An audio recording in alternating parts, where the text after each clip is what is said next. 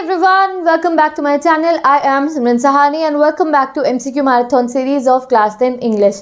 आज हम पढ़ेंगे Class 10 English की chapter from the diary of Anne Frank के MCQ एक्सट्रैक्ट बेस्ड क्वेश्चन। ऐसे अगर आपको बाकी चैप्टर्स का पढ़ना है तो प्लेलिस्ट गिवन है, चैप्टर्स पढ़ने हैं तो भी प्लेलिस्ट गिवन है। तो चलो स्टार्ट करते हैं extract questions of from the diary of Anne Frank. ठीक है, तो पहला एक्सट्रैक्ट हमारे को चैप्टर के पहले पैराग्राफ से ही गिवन है। जब एन बताती है मेरे को डायरी लिखना काफ़ी अलग लग रहा है, क्योंकि पहले मैंने कभी अपनी लाइफ में डायरी लिखी नहीं है। दूसरा, मुझे लगता है 13 ईयर्स ओल्ड की बच्ची की लाइफ में क्या चल रहा है, क्या वो सोच रही है, वो अपने दिमाग में क्या क्या सोच रही है, वो जानने में किसी को इंटरेस्ट होगा। और देखो उनकी यही बात कितनी आयरॉनिकल बैठती है कि यही वो डायरी है जो पता नहीं कितने ही लोगों ने आज के समय पे इस पूरी दुनिया में पढ़ी है। ये एक ऐसी जो है नॉवेल है जो वन ऑफ द उन बुक्स में आती है जो बहुत ज़्यादा लोगों के द्वारा पढ़ी गई है।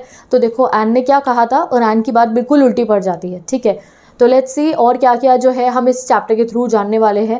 एन की एक बहुत फेमस कोटेशन भी है ये, that paper has more patience than people. इस पर बहुत क्वेश्चन बन सकते हैं आपके एग्जाम में कि उनके अकॉर्डिंग जो पेपर है वो आपका सच्चा दोस्त बन सकता है। आप जो उन्हें बताना चाहो वो पेशेंस से सुन सकता है आपका एक जो है पेपर। क्यों? क्योंकि पेपर कभी आपको जज नहीं करेगा। अगर आप अपनी शायद किसी दोस्त को कुछ बताओ, फैमिली मेम्बर को जाओ, तो कहीं ना कहीं आपको लगेगा कि वो मुझे जज कर सकते हैं, बट पेपर आपका साथ हमेशा देगा, वो कभी जज नहीं करेगा। तो पढ़ते हैं इसके बेसिस पे क्वेश्चन। बहुत इंटरेस्टिंग चैप्टर है ये।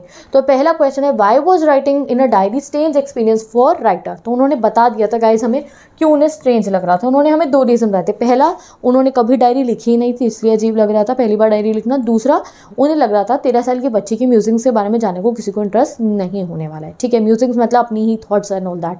ठीक है, अपनी थॉट्स को बैठ के रिफ्लेक्ट करना, सोचना। म्यूजिक जैसे आप बैठ के कई बार सोचते हो ना, अच्छा ये वो इस तरीके से। ठीक है, लाइफ में क्या चल रहा है।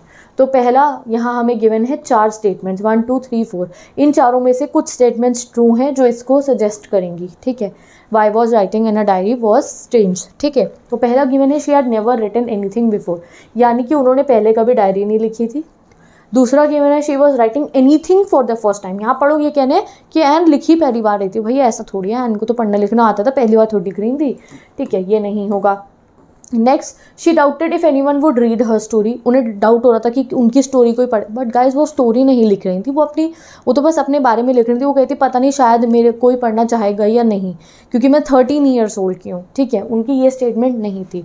Next, no one would be interested in the musings of a 13 year old school girl. ये ट्रू है, तो करेक्ट होगा हमारा 1 and 4 स्टेटमेंट। अब आप ऑप्शन देख लो जिसमें 1 and 4 हमारे को गिवन है B1, तो yes B1 is the correct one.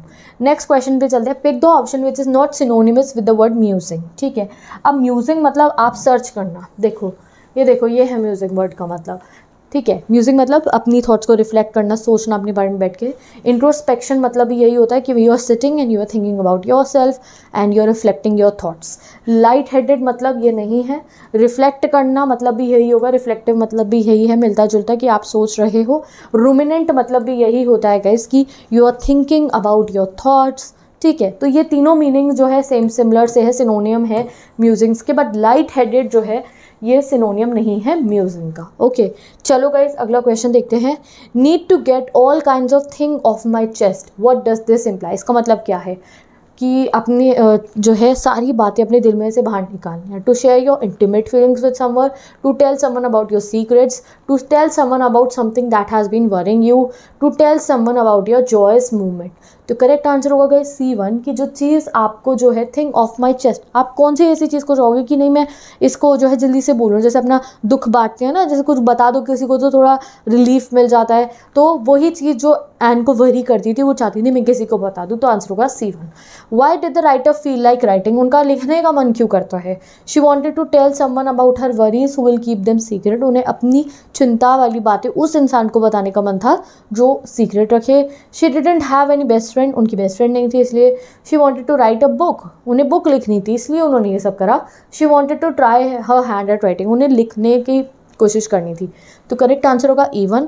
उन्हें एक ऐसी सोर्स चाहिए थी जहाँ पे वो अपनी सारी बातें बता भी पाए और वो बात वहाँ सीरियस रहे और बिल्कुल ही जो है सीक्रेट की तरह रहे। तो करेक्ट आंसर होगा E1। Next, what can be the other ways of getting all things of the chest. और कौन से तरीके ऐसे जिसमें आप जो बातें आपको परेशान करें उनसे जो है दूर हो सकते हो। To speak out loudly about your worries, चिल्लाओ अपने वरीज के बारे में जब आप अकेले हो। To share your feelings with your best friend से शेयर करो। To distract your mind by doing something which interest you, distract करो अपने माइंड को, कुछ इंटरेस्टिंग चीज़ें करो। To share your worries with your parents, ठीक है। अब आपको वो ऑप्शन बताने हैं जो सबसे एक्यूरेट है।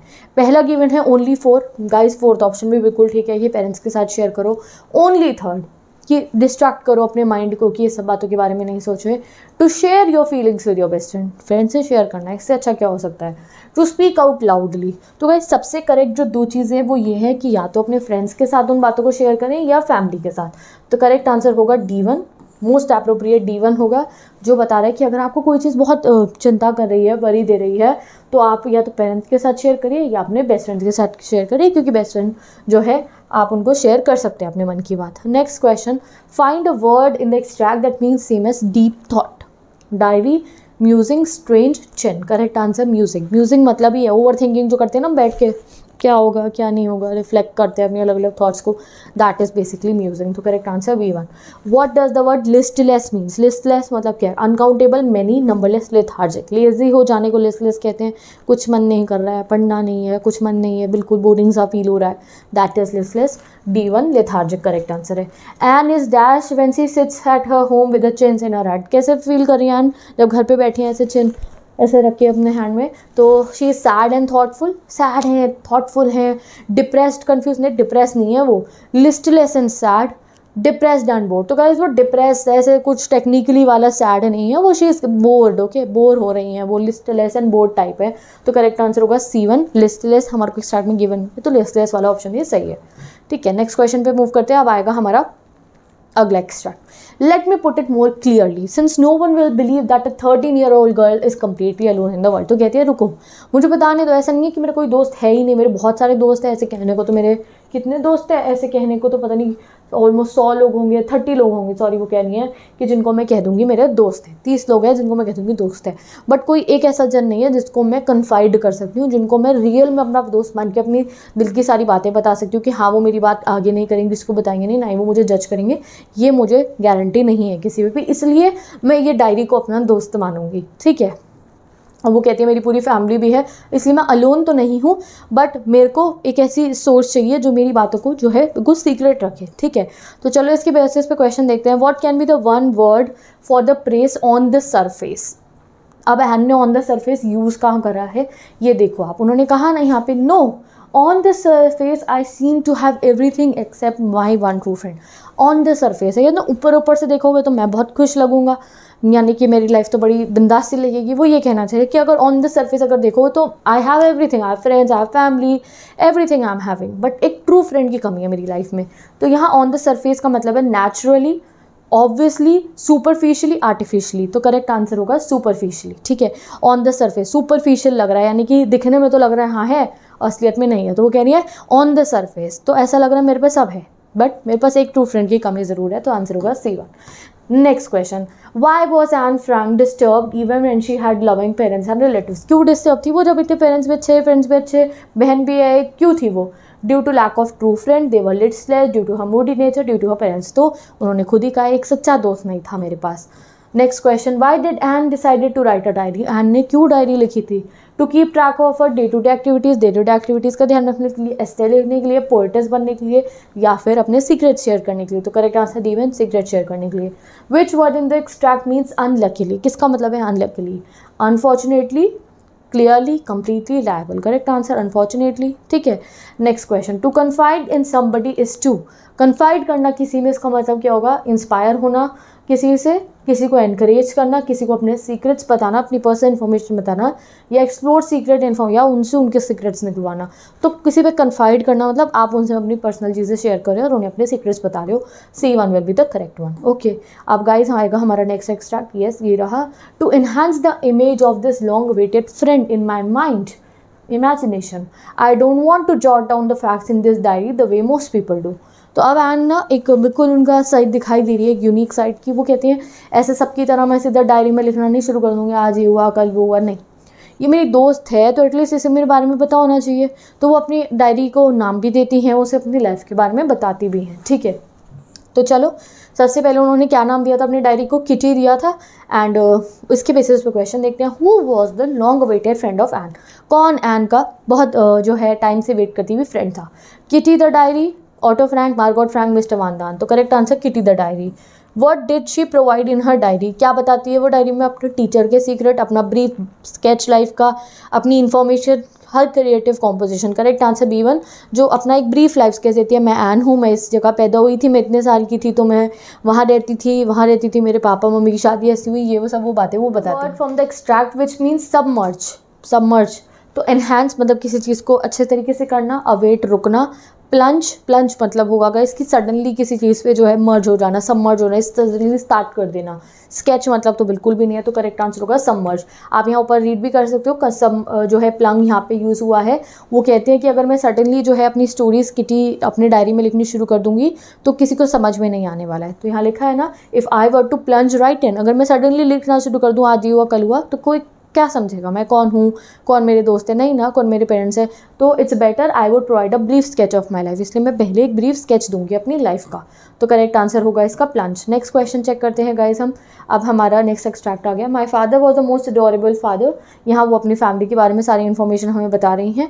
When and where was Anne Frank born, अब ये सारे आंसर्स आप मुझे कमेंट सेक्शन में बताने वाले, क्योंकि बहुत इंपॉर्टेंट है। आपको एन की बर्थडे जो है मुझे कमेंट सेक्शन में बतानी है, और वो कहाँ पे पैदा हुई थी ये भी, ठीक है। ऑप्शन आपके पास गिवन है। Next question, with whom did Anne and her sister Margot stay in Aachen. Aachen में वो किसके साथ रुकी थी, अपने टीचर के साथ, अपने मिस्टर वानदान के साथ में, विद ग्रैंड मदर, या फिर स्कूल हॉस्टल। तो करेक्ट आंसर ग्रैंड मदर के साथ। Find the opposite word of emigrated used in the extract. Emigrated का आपको ऑपोजिट वर्ड यूज करना है, move to a new country, stay, settle permanently in a new country, या फिर roam. Next question देखते हैं, find a word from the extract which mean same as submerge हो जाना, नोट डाउन करना, clear the text, highlight, jot मतलब मैंने कहा ना मैं जॉट डाउन करूंगी पॉइंट्स को, यानी कि वही सबमर्ज या प्लंग, सडनली जो है एकदम से। जॉट डाउन मतलब क्या होता है कि नोट्स लिखे आपने एकदम से लिखने उतारने शुरू करती है। प्लंग मतलब भी वही है, सबमर्ज मतलब भी उसी से मिलता जुलता है। तो correct answer jot. Next question, find the word in the extract which mean same as to write down the ideas when it occurs in mind, यानी कि जैसे ही माइंड में कोई आइडिया उसे सडनली लिख देने को क्या लिखा जाएगा, jump in, jump out, pick, plunge in. Correct answer plunge in once again. Next question पे मूव करते हैं अब हम। I get along pretty well with all my teachers, मैं अपने सभी टीचर्स के साथ अच्छे से रहती हूँ, मतलब अच्छी बनती है मेरी। There are 9 of them, 7 men and 2 women. Mister Keesing the old fogey who teaches maths was annoyed with me for ages because I talk so much. तो वो बतानी है कि जो मिस्टर कैसिंग है मेरे मैथ्स के टीचर, वो मुझे बहुत अनॉयड रहते हैं क्योंकि मैं बहुत बातें करती हूँ। बहुत वार्निंग्स उन्होंने जब मुझे दी तो मैं नहीं चुप होती थी। तो मिस्टर कैसिंग ने मुझे एक होमवर्क दिया, वो था कि ऐसे लिख के लाना है मुझे और चार्टर बॉक्स पे। और आपको क्या लगेगा चार्टर बॉक्स पे कोई क्या लिख सकता है, तो उन्होंने, आपको पता है चार्टर बॉक्स पे काफ़ी अच्छा है कैसे जो है वो लिख के दिया था, ठीक है। चलो अब इसके बेसिस पे क्वेश्चन देखते हैं। Why was mister Keesing Anne's maths teacher annoyed with her, तो वो बहुत बातें करती थी इसलिए। Answer number A will be the correct one. What did Anne do when she was given an essay to write, तो she refuse to do so, she jot down the title to write later and tried to be quiet, she wrote very funny essay, she rather wrote a diary entry। तो correct answer है C1। Guys उनको जब वो कहा जाता है तो उन्होंने बहुत एक फनी ऐसे लिखा था। Which word in the extract means rote, किसका मतलब है रोट, तो जॉटेड डाउन। उन्होंने यहाँ कहा है ना कि जैसे मुझे सर ने टाइटल दिया आई जॉटेड डाउन, यानी कि मैंने लिख लिया और अपने जो है उसमें रख लिया। Okay next question, with what did Anne do when she was given an essay to write. जैसे ही सर ऐसे देते लिखने को तो एन क्या करती हैं, मना कर देती है लिखने को, जॉट डाउन कर लेती हैं टाइटल को और फिर चुपचाप बैठने की कोशिश करती हैं, या फिर एक फ़नी ऐसे लिखती हैं, या फिर rather wrote a diary entry. Correct answer B1 है क्योंकि ऊपर एक्सट्रैक्ट में पूरा गिवन है कि वो उस समय जॉट डाउन करने के बाद चुप रहने की कोशिश करती हैं। Which word in the extract means rote, rote का मीनिंग कौन सा है, jotted down. The word dash in the extract means a person with old fashion idea that he or she is unwilling to change. Old, chatterbox, jotted, fogey. तो उन्होंने जो अपने circular word use करा ना foggy, उसका मतलब क्या है, एक ऐसा इंसान जो काफ़ी ओल्ड फैशन है और वो अनविलिंग है चेंज होने के लिए, ठीक है। नेक्स्ट क्वेश्चन देखते हैं गाइज हम। अब ये नेक्स्ट ट्रैक शुरू हो रहा है। That evening after I would finish the rest of my homework the note about the essay caught my eye. तो तब मुझे दिखाई दिया अरे मुझे तो ऐसे लिखना था चैटर बॉक्स पे, एंड मैंने उस सेंटेंस के उस एसे के ऊपर काफ़ी चीज़ें सोचनी जो है शुरू कर दी। अब वो कहती हैं अपनी स्किल्स का देखो आप, उनका जो है हमें दिखाई देता है यहाँ से। Anyone, could ramble on and leave big spaces between the words, but the trick was to come up with convincing arguments to prove the necessity of talking. ये है एन फ्रैंक का नीचे। उन्होंने कहा कि अगर किसी और बच्चे को शायद अगर ऐसा मिलता है ऐसे चैट बॉक्स पे लिखने का, तो वो 5-6 लाइनों को बड़े बड़े लेटर्स में जगह छोड़ छोड़ के लिख देते हैं। जैसे अगर कभी हमें एग्जाम में आंसर नहीं आता है तो हम बड़े बड़े लेटर्स बना के जगह छोड़ छोड़ के पेज भरने की कोशिश कर सकते हैं। वो कह रही है ऐसा कोई anyone would have done that, but मेरे लिए सिर्फ ऐसे लिखना इंपॉर्टेंट नहीं था, मेरे लिए ये इंपॉर्टेंट था कि मुझे उसमें कुछ ऐसी आर्ग्यूमेंट्स देनी है कि मिस्टर कैसिंग को समझ में आ जाए भाई मैं तो बातें करने वाली हूँ। और वो ऐसा करती भी है, 1 नहीं 2 नहीं 3 बार ऐसा करती हैं। ठीक है, तो चलो पढ़ते हैं। What is the main feature of essay according to Anne. Main feature क्या था उनके लिए एसे देखने का? To give convincing arguments in support of necessity to talks, create a long story according to situation, summarize her point to conclude situation. Correct answer A1। उन्हें बिल्कुल ना ऐसे जो है दलीलें देनी थी कि नहीं भैया मैं तो बातें करने वाली हूँ। ठीक है। What convincing arguments were given by the writer to prove the necessity of talking. क्या क्या उन्होंने बातें कही थी? Talking is necessary for a person, बात करना इंसान के लिए ज़रूरी है। टॉकिंग इज स्टूडेंट्स ट्रेट उन्होंने कहा। Talking is excessively incurable disease, talking करना एक इनक्योरेबल डिजीज़ है। The writer has inherited the trait from हम मदर, ये जो बातें करने का वो उन्होंने इनहेरिट करा था। One can not control the habit of excessive talking. तो वो क्या क्या बताती हैं? तो बेसिकली गाइस सबसे पहले वो उन्होंने क्या बताया था उनको, ये वाली बात बिल्कुल सही है। 4th वन जो हमारा ऑप्शन है ना, आप यहाँ पे देखो ये ऑप्शन 100% सही है। उन्होंने कहा कि भैया मेरी ना मम्मी बहुत बातें करती हैं, मिस्टर कैसिंग जी मेरे मैथ्स वाले टीचर जी, मेरी मम्मी बहुत बातें करती है और वो मेरा इनहेरिटेड ट्रेट है। और आपको तो पता है इनहेरिटेड ट्रेट को हम कुछ ऐसा बदल नहीं सकते, जो है वो है। अब किसी को ब्लू आइज मिलेंगी पेरेंट्स से तो ब्लू रहेंगी, ब्लैक रहेंगी तो ब्लैक रहेंगी, ब्राउन रहेंगी तो ब्राउन रहेंगी, इनहेरिटेड उनकी। ठीक है, तो वो चेंज तो नहीं कर सकते हैं ना। तो वैसे वो कह रही है जैसे मैं बोलती हूँ इतना, मेरी वही एक एक्सेसिव ट्रेट मेरी मदर से आया, मैं बदल नहीं सकती इसे। तो 4th वन तो करेक्ट है। साथ ही के साथ सी में 4th के साथ में 2nd वाला गिवन है, ये भी बिल्कुल करेक्ट है कि स्टूडेंट का, तो बच्चों की तो काम है बातें करना, बच्चे बातें नहीं करेंगे तो कौन करेगा। ठीक है, ये 2 बातें वो कहते हैं, करेक्ट आंसर होगा C1। ठीक है, तो अगर आप कंफ्यूज हो कि भैया चारों में से कौन सा सही है, तो एक वाला तो 100% सही है हमारा, 4th and 2nd one. Next question देखते हैं। What did Anne argue in the essay. Anne ने क्या आर्ग्यूमेंट्स पेश करी थी एसे में? That an essay is the best medium to describe that talking is a student trait, that arguing with elder is wrong, that student should not argue with teachers. उन्होंने कहा था बच्चों का ट्रेट है बातें करना। What does idiom caught my eye means? उन्होंने कहा ना caught my eye कि वो नोट मेरे को लिखना है ऐसे, उसने caught my eye करा, तो मतलब कि pay attention, focus, attract attention, divert attention. तो करेक्ट आंसर होगा अट्रैक्ट अटेंशन, कि वैसे ही अपना होमवर्क वगैरह कंप्लीट करके देखा उन्होंने, उनके पेपर पे उस अटेंशन पड़ गई, तो वो वाला जो टाइटल था उसने उनकी अट्रैक्शन जो है अट्रैक्ट हुई वो उसकी तरफ कि हाँ भाई मुझे तो ये ऐसे भी लिखना था चैट बॉक्स पे। तो correct answer attract attention. Next आते हैं गाइज हम। During the 3rd lesson, he would finally had enough. Anne Frank, as punishment for talking in class, write an essay entitled "Quack Quack Quack," said Mistress Chatterbox. तो अब जब वो बहुत बातें करती थी, कहने की बात भी नहीं सुन रही थी, तो मिस्टर कैसिंग ने उन्हें फाइनली एक जो है ऐसे लिखने को दिया, "Quack Quack Quack," said Mistress Chatterbox। अब इस बड़ी क्लास पूरी हुटिंग वुटिंग उनकी क्लास में शुरू हो गई और उनको अब ऐसे जो है टॉपिक पे जो है लिखना था। और वो कह रही थी कि अब मेरे आइडियाज़ भी बहुत ज़्यादा एग्जॉस्ट हो चुके थे, इतनी बार मैं चार्टर बॉक्स पे लिख चुकी थी, तो अब मेरे पे कुछ इतने ओरिजिनल आइडियाज़ नहीं बचे थे, तो इसलिए मैं अपनी फ्रेंड साने उसकी हेल्प लेती हूँ, क्योंकि वो पोइट्री में बहुत अच्छी थी, कि अब आप मेरी मदद कर दो। वो अपनी दोस्त से मदद मांगती है, उनकी ओरिजिनलिटी उनके आइडियाज़ की ख़त्म हो रही थी, तो वो अपनी फ्रेंड से भी मदद मांग रही थी कि अब बढ़िया पोएम मैं लिखूँगी और मिस्टर कैसिंग को दिखाऊंगी कि नहीं मेरे से जो है मैं बढ़िया पोएम लिखूँगी, मुझे बातें करने को मना मत करो। ठीक है, तो चलो देखते हैं इसके बेसिस के question. Instead of scolding in front of the whole class, Mr. Kessing is punishing the writer again and again for excessive talking by assigning her extra homework. What does this suggest about this behavior? तो ये चीज़ आपको क्या suggest करिए कि राधे दिन वो उन्हें डांटे, वो उनको कहने ऐसे लिख के लाओ चलो इस चीज़ पे, ये इनका क्या बिहेवियर शो कर रहा है मिस्टर कैसिंग का? He is tolerant enough and at the same time tries to improve his students' behavior.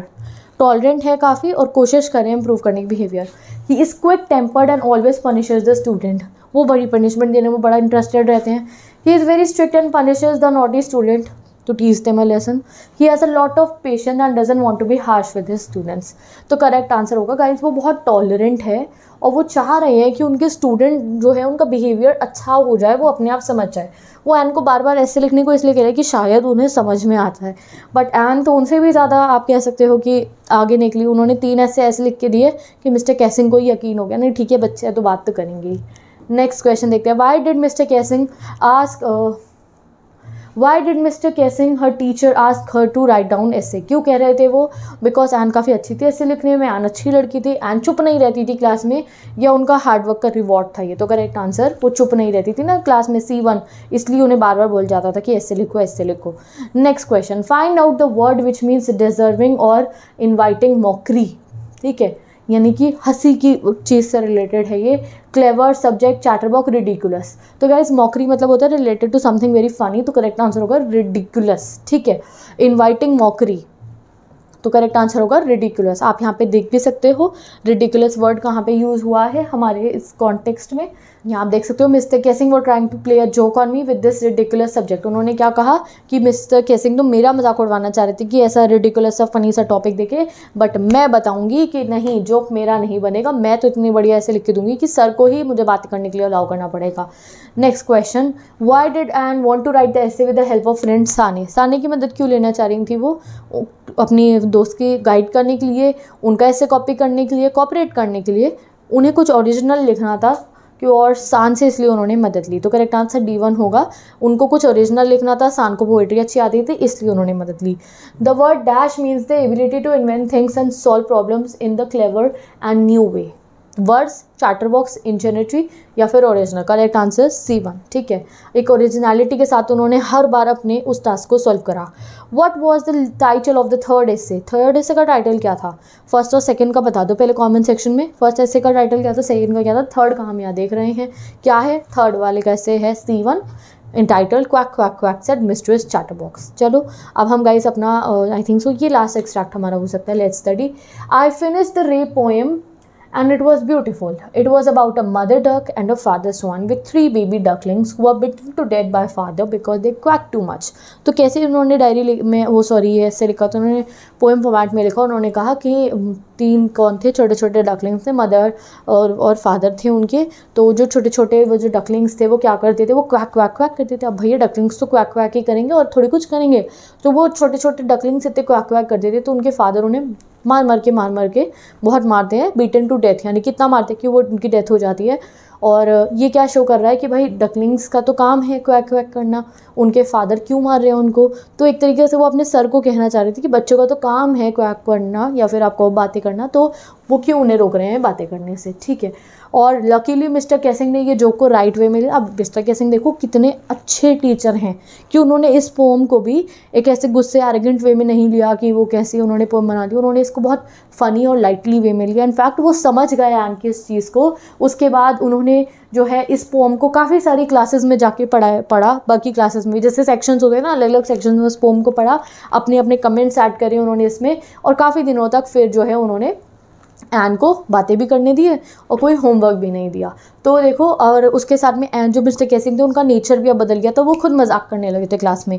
तो यू कैन से कितने अच्छे टीचर है मिस्टर कैसिंग कि उन्होंने एन के जोक को जोक की तरह लिया, ऐसे कुछ ईगो में नहीं लिया, और उनको अलाउ करा बातें करने को। And he was a super teacher, you can understand. Y did the father duck kill the baby ducklings. क्यों मारा था फादर डक ने, वो तो तुम्हें पता ही है कि वो क्वैक क्वैक करते थे इसलिए। नेक्स्ट बात करते हैं गाइज, अब हम देखते हैं by the character of Father Swan and Frank's refer to. Father Swan वो किसके ऊपर जो है रेफर करना चाह रही थी, अपने फादर को, अपनी फ्रेंड सान को, मिस्टर कैसिंग को एंड खुद को। Correct answer third one, mister Keesing को। In what way mister Keesing changed after reading Anne's poem on quack quack quack वाली। ठीक है, कैसे चेंज होते हैं वो।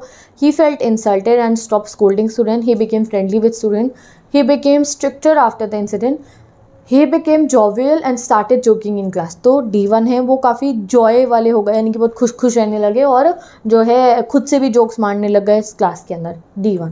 What happened when mister Keesing read the essay. क्या होता है जब वो ऐसे पढ़ते हैं। He understood Anne's feeling and allowed her to talk. उन्हें एन की बात समझ में आ गई, उन्हें अलाउ कर दिया बातें कर लो। ही बिगैन टू लाफ, हंसने लगे। He scolded Anne, all the students made joke of Anne. Correct answer यहाँ आप मुझे बताओगे कॉमेंट सेक्शन में। Next question, find out the word in the starch which means given. ठीक है। Finished, assigned, bitten, allowed. Obviously guys assigned, given मतलब कोई चीज़ जो आपको दी जाती है, आपको होमवर्क असाइन भी करना हम कह सकते हैं, या फिर आपको टीचर ने आपको होमवर्क, गिवन वर्ड भी यूज हो सकता है। The phrase on the contrary use in the extract signifies on the contrary, in the line with, on the advisers, on the backs of, inversely opposite. On the contrary का मतलब यहाँ पे opposite, ठीक है, opposite से मतलब है इसका, तो करेक्ट आंसर होगा D1। ओके गाइस, तो अब हमारे एक्सट्रैक्ट बेस्ड क्वेश्चन कंप्लीट हो गए। अब ये लास्ट 2 क्वेश्चन जो है ये डिफरेंट क्वेश्चन है, एक्सट्रैक्ट का नहीं है, स्टैंड अलोन MCQs है। पहला, when did and right the diary, and ने डायरी लिखी कब, ठीक है। वाइल हाइडिंग इन फ्रैंकफर्ट, जब वो फ्रैंकफर्ट में छुपे हुए थे। वाइल हाइडिंग इन एम्स्टर्डम, जब वो एम्स्टर्डम में छुपे हुए थे। While living in Aachen with her grandmother, जब ग्रैंड मदर के साथ रह रही थी। While living in Holland with her family, कब लिखी थी उन्होंने। ये हमारी बुक का जो स्टार्टिंग वाला पैराग्राफ है वहाँ सब हमें डिटेल दी गई है, मैंने आपको चैप्टर में बताई थी। तो दिस इज़ योर होमवर्क, आपको ये मुझे बताना है कॉमेंट सेक्शन में। Last question, who got ends diary publish, किसने एन फ्रैंक की डायरी पब्लिश कराई थी। उनके फ्रेंड के फादर ने, उनकी मदर ने, उनके फादर ने, उनकी सिस्टर ने। करेक्ट आंसर इज C1, उनके फादर ने कराई थी गाइस, क्योंकि एन फ्रैंक की तो जो है डेथ हो गई थी कॉन्सेंट्रेशन कैंप में। उनकी मदर और उनके सिस्टर की भी, सिर्फ उनके डैड ही जो है वो बचे थे, और फिर उन्होंने अपनी बेटी की डायरी को बाद में पब्लिश कराया था। एंड दैट्स हाउ हमें ये सब बातें एन फ्रैंक के बारे में जानने को मिली। तो with this we have completed this chapter also. अब हम मिलेंगे नेक्स्ट वीडियो में, जहाँ हम नेक्स्ट चैप्टर के इंपॉर्टेंट क्वेश्चन डिस्कस कर रहे होंगे।